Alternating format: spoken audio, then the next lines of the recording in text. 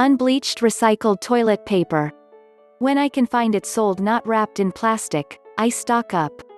For all surface cleaning I use either diluted Dr. Bronner. I buy as large bottle as possible to reduce number of plastic bottles I use, and dilute it 1 to 3 in a spray bottle for counters, sinks and tubs, wall tiles or other difficult surfaces or mold.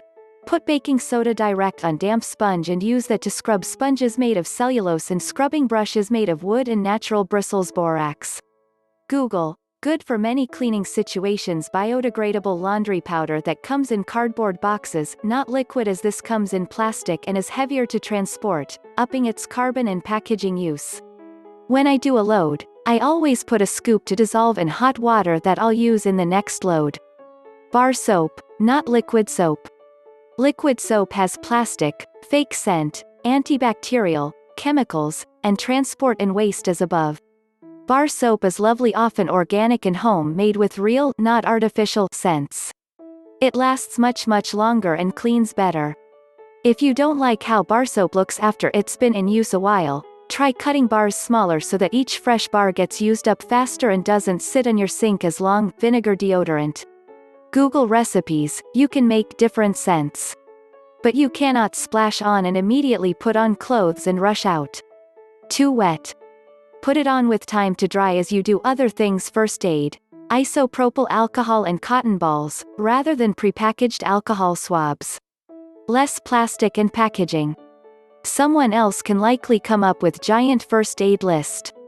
But here's one. For toenail fungus. Vinegar undiluted alternated with tea tree oil undiluted, use daily. Ideally drip multiple times a day when wearing sandals in summer, on toenails to eradicate toenail fungus.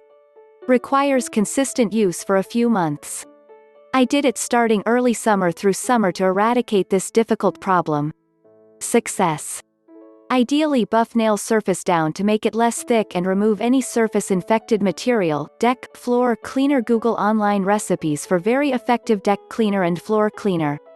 I key the key ingredients in my shed, can't remember names exactly. Washing crystals, borax, OxiClean. Anyway, effectively clean off outdoor mold and algae on decks, and don't contaminate the ground below. Kitchen, wooden cutting board, not plastic. It is just as food safe if not more. Bacteria shelter in grooves on plastic cutting boards. They cannot survive as well on wood. And if a wood board gets too many grooves you can sand it and start again. Why you should throw away your plastic cutting board and buy this instead. Cast iron frying pan. Non-stick and even heating and no toxic forever chemicals either in your body or in water supples from manufacturing. Also a cast iron frying pan will last you your whole life. Fake non-stick coatings deteriorate and the whole pan must be thrown away, creating tons of extra annual waste. Solid shampoo, no plastic, lasts a long time, less transport carbon generated. Less trash, can be carried around dry. No fake scents. Lush has great solid shampoos. I use the coconut. Creating Lush's curly, coily and textured haircare range. Lush fresh handmade cosmetics, no plastic wrap. This isn't a thing I use, it's a thing I don't use. I do use wax paper, Tupperware for sealed leftovers etc. Purchased one big set of different size Tupperware 10 years ago and they are still in use, so much reduced waste even though they are plastic.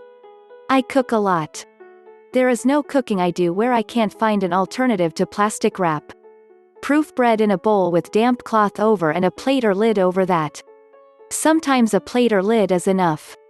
Very few Ziploc bags. I use wax sandwich bags for many things, e.g. Google, wax paper, bags unbleached.